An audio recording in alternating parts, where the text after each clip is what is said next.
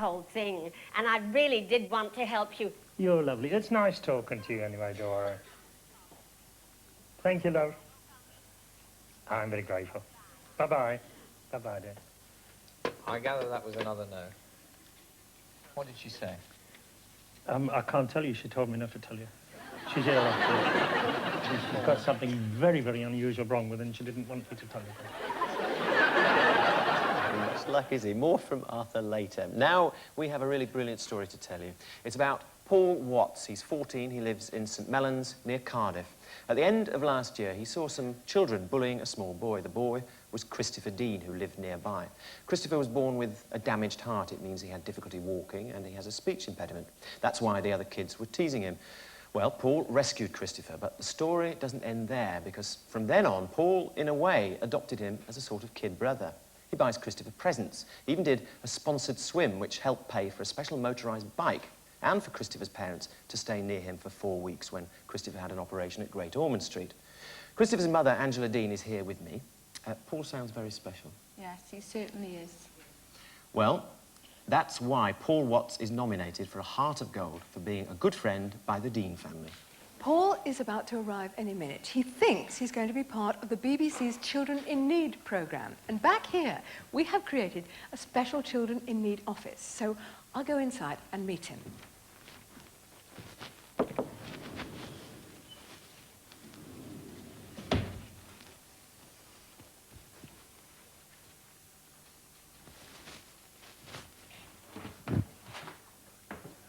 Yes. Oh, hello. Okay.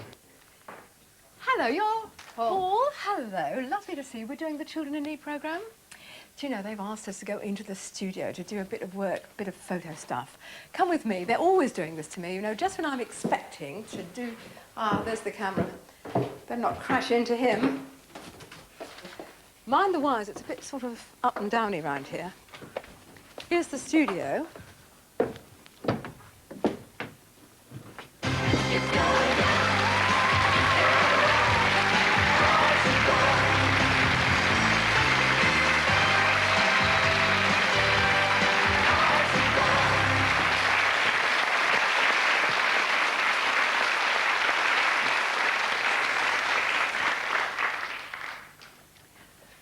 Do you want the good news or the bad news?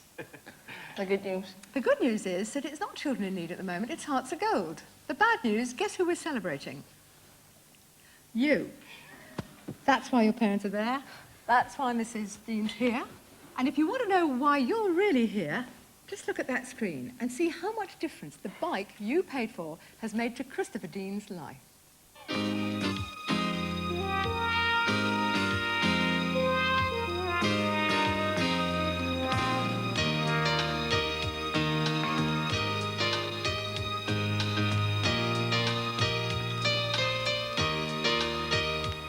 It's a toy that any 5-year-old would be proud of. But for Christopher, it's also a crucially important way of getting him from home to school, as his mother, Angela, recognises. The bike was an asset in itself for me, because I didn't have to push or pull Christopher around anymore, because he couldn't walk to school.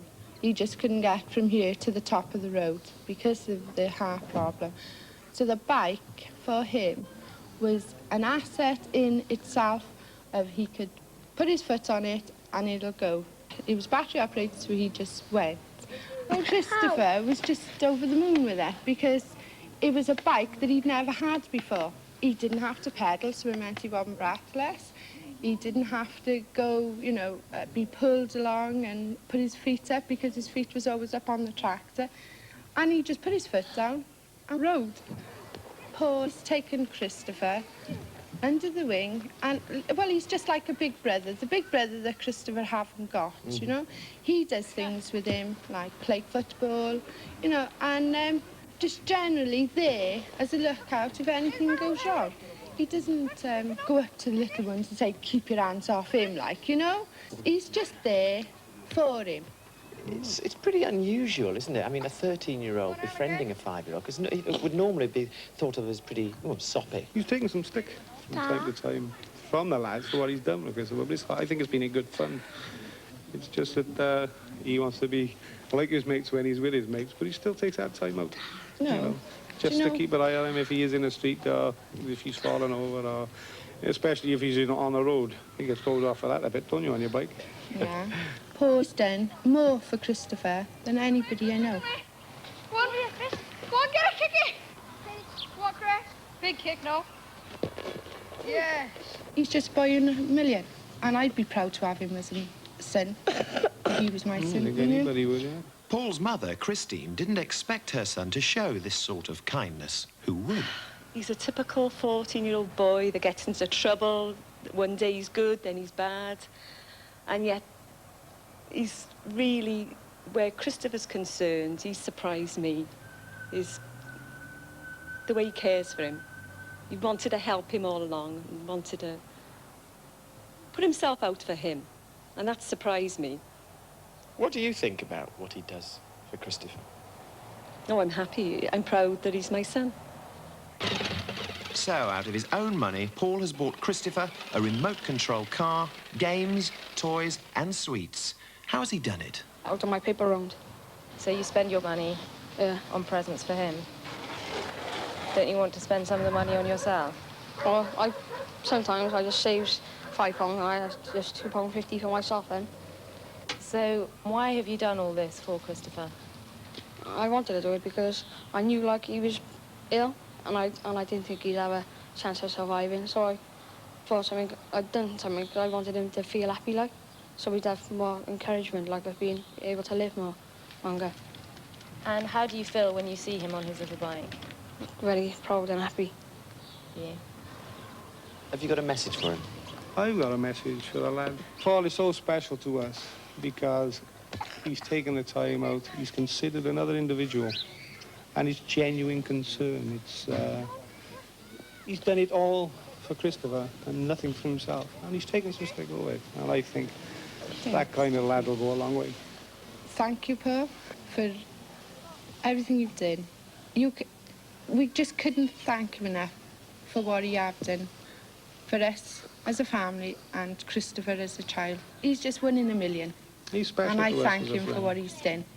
Thank you, Paul, on my bike.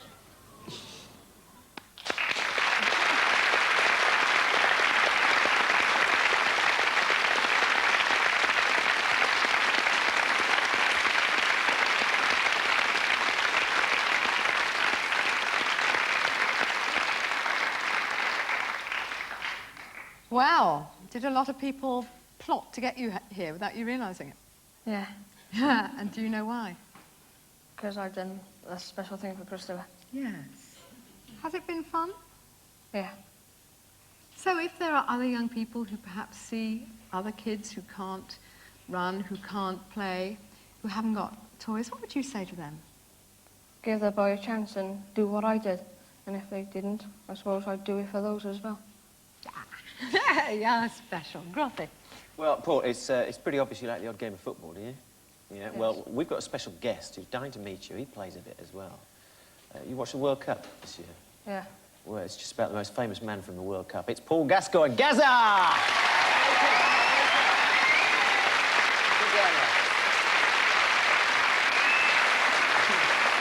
Hi, Sean, how are you?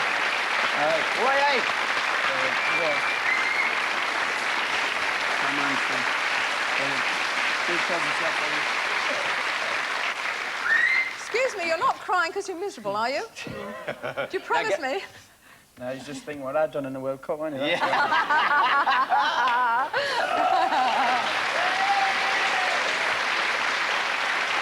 Right, Gazza. What do you think about him? As you say, I'm speechless, to be fair. I mean, the things he's done, what I've seen back there, it's just unbelievable. For a young lad like him to give up his spare time, well, it's his spare time to do everything. I mean, obviously he's got his own life to live as well, but to spend most of his time looking after a young lad who's obviously we're seeing what the trouble he's been through, and to give it like all his time and his wages, as you can see, like his paper room money to give him. It's just unbelievable. Have you got something you'd call him in Geordie then? What would you call him in Geordie? Canny lad. Canny lad.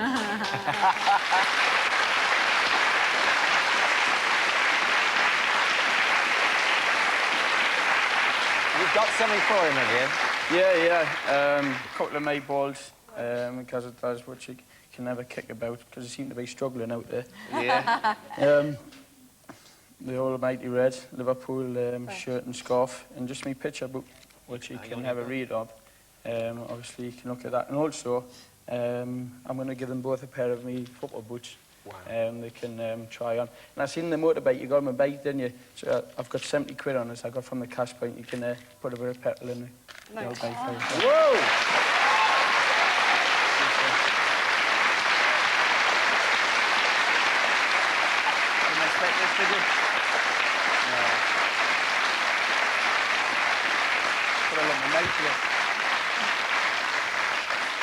Listen, it may all be a bit too much, but I have more news for you, because when Liverpool Football Club heard about all this, they said they'd like you to come up and spend a day with them as their guest. Would you like to do that? Yeah. Great. Actually, there are 2 more people who want to be here tonight to meet you. Shall we ask them to come on now? It's Dennis Dean and his son, your friend, Christopher.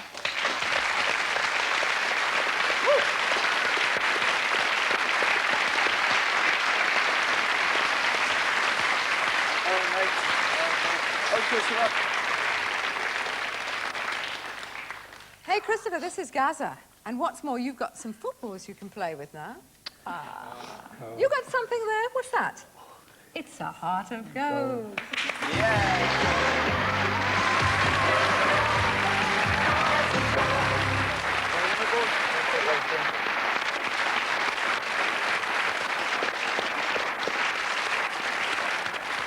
Meanwhile, back upstairs, Arthur and Desmond are having a bit of trouble. They've just been told that they can't stay in their office anymore. I'm sure you Would you mind all leaving now, please? Yes, we will. Thanks very much. So if you take Arthur on the way, lovely.